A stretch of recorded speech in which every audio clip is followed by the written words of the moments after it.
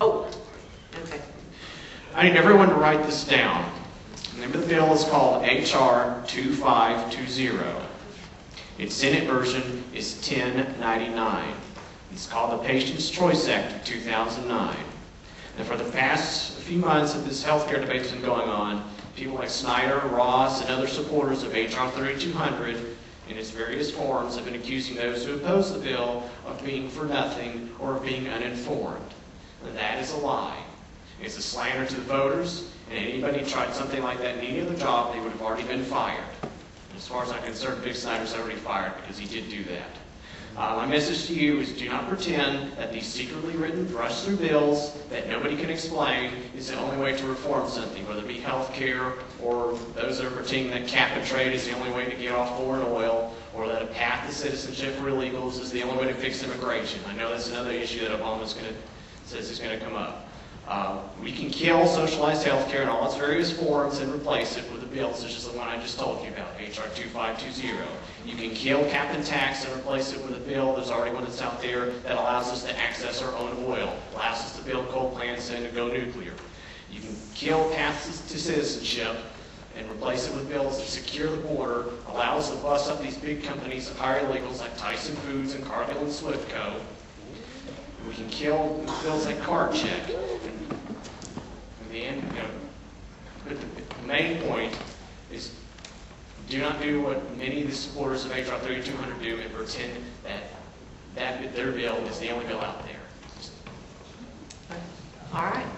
I know. I'm very objective and very open-minded. You said the companion bill to that is S1099? Yes. Is that correct?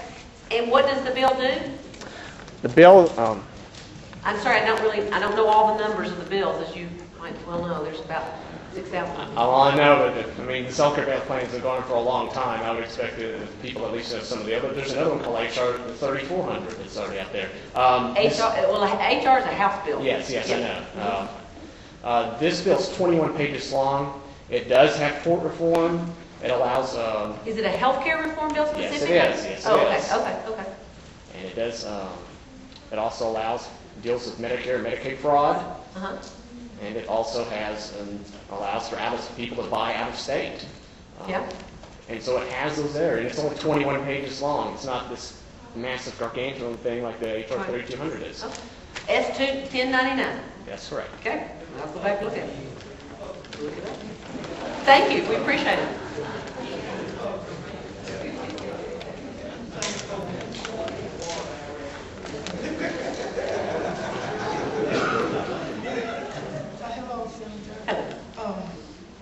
A couple of years ago, I was in Arkansas Catholic Hospital having a baby, and when I got there, I was at high risk when I got there, and they was aware of that. I ended up having an emergency C-section, and inside the C-section, they had cut my bladder in two, and then they thought that I was bleeding from the uterus, and they did an unnecessary hysterectomy on me. Then they discovered that it was the bladder, so they had to go back and do the bladder surgery. So inside all that, my baby was left at the nursery in one hospital, and then I had to go to the infirmary across the street. So the third day, while I was there, still fighting for my life in ICU, the social services from the state of Arkansas came to my room without announcing anything. The hospital had arranged, and they said they were going to put my baby in foster care. I had never even seen the baby, touched the baby, felt the baby, or nothing. And we went through all of that life-threatening situation. Yes. My baby was premature, and he had to fight all the time while he was inside of me because I had fibroids, and they was robbing him of his life support, so he managed to live through all of that, and then it was like he wasn't going to get a chance to meet, we weren't going to meet each other. And they said the reason why they did that was because he didn't have any insurance.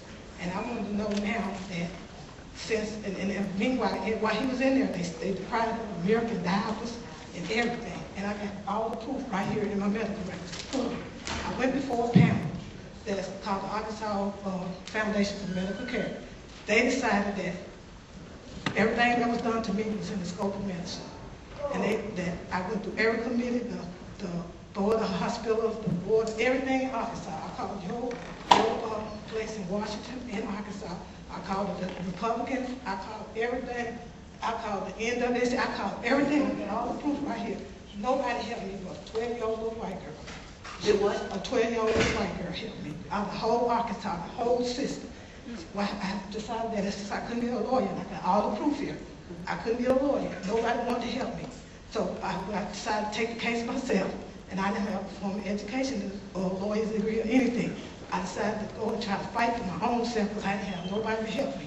Well, when I got up there to the Supreme Court, it was the last day for the file appeal because the Pulaski County Court Circuit clerk had failed to file my non-suit. And they said that they dismissed the case on the grounds of that. I went up to pro se and filed a suit. And then I had the non-suit to suit because the hospital's lawyers, the best lawyers in Arkansas, awarded. They, flooded me with all these interrogatories and discoveries and productions, and I didn't have a lawyer. So they suggested that if I did non-suit to suit, that I could bring it back and I have time a year to get a lawyer. Okay, I didn't know how to do that, but their lawyer had volunteered to do that for me. So he put in 2 orders, and he gave me the second order. And the judge in Little Rock at Blanche County Court, the clerk and the judge, all of them was in cahoots with this together. They gave me the second order and told me to rely on that. And I got ready to file my suit back the next year. They went in there, had coats. I got it in the brief here, in the court here. They talked about family members, they laughed, they joked, and they dismissed my case. I fought that case all the way to the Supreme Court. The same thing happened. Now, when I took it to the Supreme Court, the United States Supreme Court, I fought it all the way myself. Nobody helped me. No lawyer, no WCP, nobody helped me. Okay, when I took it to the United States Supreme Court, they were late because they had a binding problem with their brief. They didn't file their brief on time. And I put that inside of my brief that they didn't, and they should have got the same thing, been held to the same standard that I was held to. No, they didn't. They backdated their brief. And I got it right, the proof right here. They backdated their brief, and they dismissed my case without even hearing. I didn't get the fair hearing. I didn't get the advantage of the Constitution. I didn't get any help, and I didn't get nothing. All because my 3-day-old baby, he was 3 days old, didn't have insurance. And I want to know, my question is this: is there any laws in place now that prevent that, or with the health reform bill, have something in there so no other woman with a human or animal, I know you got laws against animals. I called Peter. I got proof. I called Peter. Peter told me about an animal that could help me. Henry Wilkins here in Pine Bluff, I wrote him, and I kept writing him. He told me that he can't stop doing everything for everybody to help do anything for me. He told me that. He said he can't do, I can't expect me. I got the letters right here. It was nasty. Nobody treated me right in this. So I didn't survive this, and I didn't live through this. Well, I just want to know that, is there something in them bills that help this for a dog, cat, animal, bird, anybody would not have to go through this, what I had to go through? Well, if not, can you put a law? Well, first of all, I definitely think you got reason to be maddest.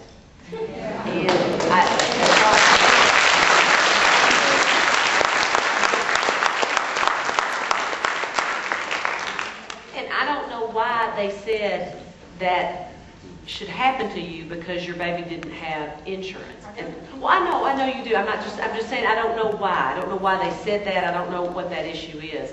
But we will be more than happy to try and work with you for whatever we can do to be helpful to you from here on out. And to go back and to work with you.